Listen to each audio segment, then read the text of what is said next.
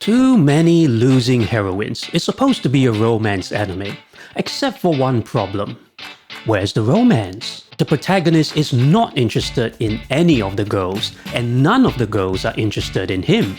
They're interested in other guys who are not interested in them. It's a romance anime where the prettiest girl doesn't fall for the otaku, the couples are not the main characters, the protagonist is meta-aware of romance tropes, and the girls are insulting him half the time. Truth is, this anime simply uses romance to explore the struggles and desires we all share. But what is it about losing heroines that make them so relatable? We all love it when a character wins, but why do we love it even more when they lose? To figure that out, we'll look at Yakishio, the girl who can't stop running, then Komari, the girl who can't stop stuttering, and if you stay till the end, we just might figure out Yanami, the girl who can't stop… yeah.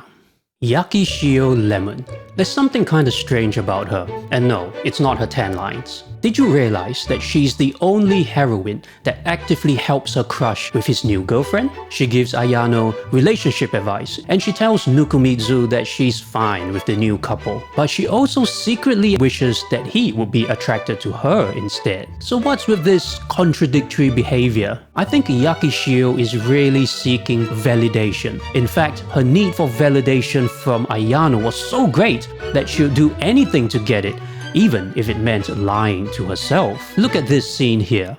When the group hangs out, they go to an underground museum. I think it's because Yakishio has buried her feelings for Ayano. She seems happy supporting Ayano and Asagumo from behind, but she's actually just trying to make herself feel better by being selfless and considerate. She was doing fine until they reached the planetarium. This place is all about taking flight and breaking free.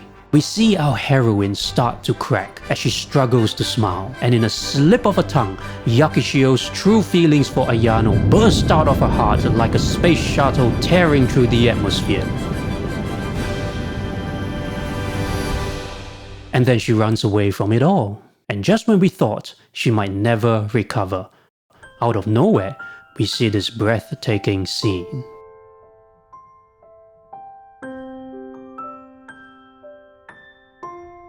To me, I see a girl who is sad, but not wallowing in self-pity. She's hurt, yet she keeps moving forward. She's clouded with emotion, but experiences a moment of clarity when she realized how she was hurting Ayano by not being honest with herself. When she finally decides to face Ayano, we witness a dramatic moment as she steps into the light. Ayano is pulled out of the shadows, and they both share their true feelings for each other in one of the most beautiful confessions I've ever seen in anime. One where the heroine didn't get what she wanted, but got what she needed. For me, the real takeaway from Yakishio's story is not about looking on the bright side when relationships don't work out. Instead, I think Yakishio shows us that before we can love others, we have to love ourselves. To be honest with ourselves. Sometimes, in our need for validation, we lose touch of who we really are. We create an inner struggle that gradually wears us down. As selfless and heroic as it may seem, living a lie will eventually tear us apart, and we might end up hurting the people we care about the most. My friend, are you being honest with yourself about what you really want? Is there a mask that you need to take off for the sake of your mental health? For Yakishio, she had a happy ending, not because she found out that Ayano used to like her, but because she was finally free to tell him that she liked him. Turns out, telling others how you feel is actually a good idea. Unless your name is Komari Chika. That didn't go so well. But here's the twist. For all her social anxiety, Komari was the only heroine who mustered up enough courage to properly confess to her crush. In fact, Komari even approached Tamaki and Tsukinoki after her rejection to restore their friendships.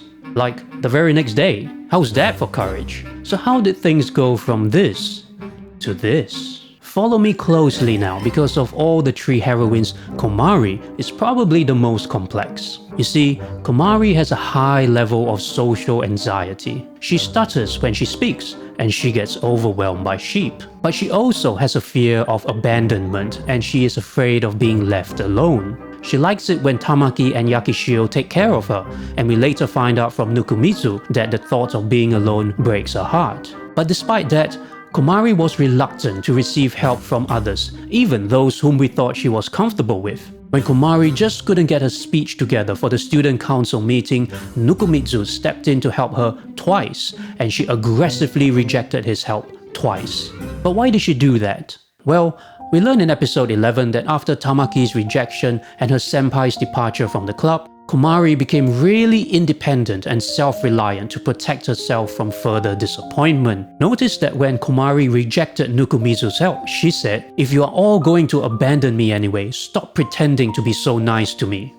For Komari, she was disappointed before and she didn't want to get hurt again. But as it turned out, she didn't have to worry because all the first years really cared about her and weren't going anywhere. Komari learned that just because some people abandoned her in the past, it doesn't mean that everyone will do so in the future. So with the reassurance of her friends, Komari learns to rely and trust on them. And yet, the lesson that truly changed her isn't that. Look at what Nukumitsu didn't say in his response. He didn't say, "We won't leave you because you need us." What he said, in effect, was, "We won't leave you because we need you." And that made all the difference to her. I think Komari's issue was that she was insecure about her own value. Not just as a member of the club, but as a friend as well. She wasn't just worried that she would lose their friendship, but that she didn't even deserve it. But in that one line, Nukumitsu reminded Komari that she was wanted. She was likable. She was worth befriending. Worth the commitment of others, that she was precious to them. I realized that Komari's friends didn't enable her insecurity by showering her with shallow reassurance, but challenge her insecurity by reminding her that she was worth so much more. We are not told how Komari ended up with her insecurities, but her story reminds us that even when we don't think much of ourselves, we are worth much more than we think. And there might be people around us who want to help us see that, if only we will let them come close enough. My friend, do you have any unhelpful beliefs about yourself? Is there someone that you can allow in to encourage you today? If Yakishio showed us that before we can love others, we have to love ourselves, then Komari shows us that before we can love ourselves, we have to value ourselves. But that self-confidence doesn't come easy. Unless you're Yanami Anna, of course. But before that, quick question. In this community, we're all about helping each other to level up our lives and relationships through the anime we love. So which anime shall we explore next? Drop your vote in the comments, add any emoji to prove you watched this, and we'll dive into the winner after this series. Likes on others' votes don't count, and remember to add that emoji for your vote to count. Now where were we?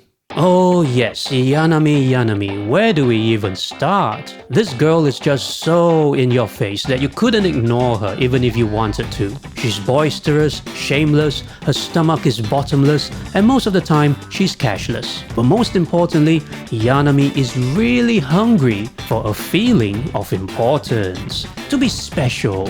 And it isn't enough for her to know that she's awesome, you must know that she's awesome too.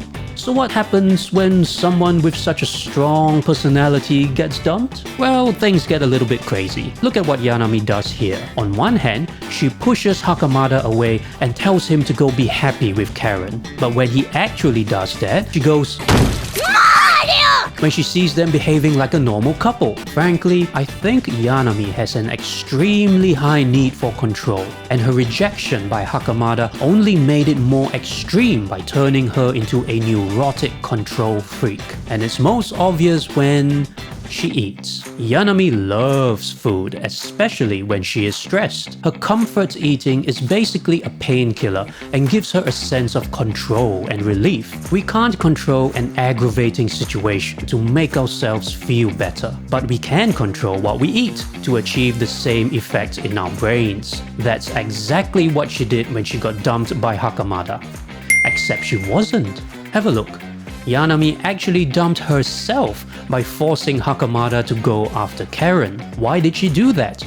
I think it was to assert her control over an uncontrollable situation. She probably thought, if I'm going to be rejected anyway, I'd rather dump myself first on my own terms. That's also why Yanami continues to hang out with the couple, because that's the only thing she can do to assert some control over them and still get a feeling of importance. In fact, all her unrealistic requests of Nukumitsu are her attempts to control people and situations. But unfortunately, most of her ranting to him is about how she is failing to do precisely that. Without question, Yanami comes across as the most tenacious and headstrong of the three heroines.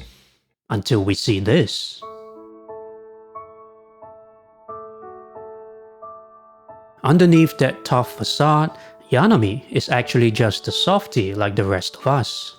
And in that rare moment when she's feeling vulnerable, she realizes that nothing changes after you get dumped. But still, everything around you keeps moving on, so you've got to keep moving too. Right there, I think Yanami was taking her first step towards letting go. At first, she was trying so hard to control what people were doing, what they were thinking about her. But the experience in the schoolyard with Hakamada and Nukumitsu made her realize what it was like to be on the receiving end of that kind of control. She hated how the two boys were telling her how to think, what to think, and how to feel. She alone wanted to decide who she likes, when she finds someone new, and how she should feel about others. In that scene, Yanami asserted her freedom to like Hakamada, but also affirmed his freedom to go after Karen, because ultimately she learned that the only person she could control was herself. For me, the biggest lesson I learned from Yanami was, while I know there are lots of things I can't control, I still try to anyway, and it makes me miserable. We can't control what others do or think. We can't even control our own feelings, which take us for a wild ride all the time. But Yanami showed us that we can control our thoughts and actions to help us get to a better place. As she explains to Nukumitsu later on about Komari, feelings for someone don't just disappear when you like someone that much.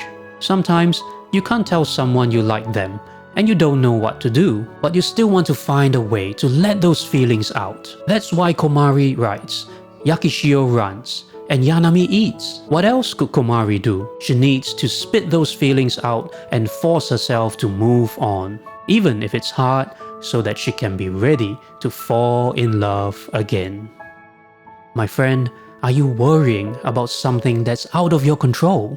What do you need to do or think differently to focus on something you can control today?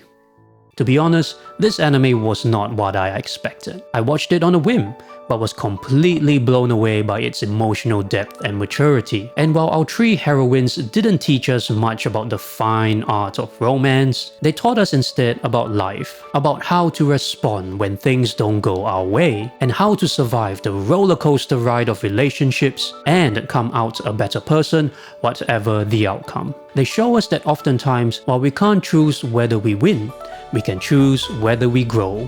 In this world where winning seems to be everything, they make us comfortable with losing and show us that sometimes, by losing what we want, we find what we need. And right now, you need to watch this video here to find out why Nukumitsu is the most hopeless but greatest rom-com protagonist of all time.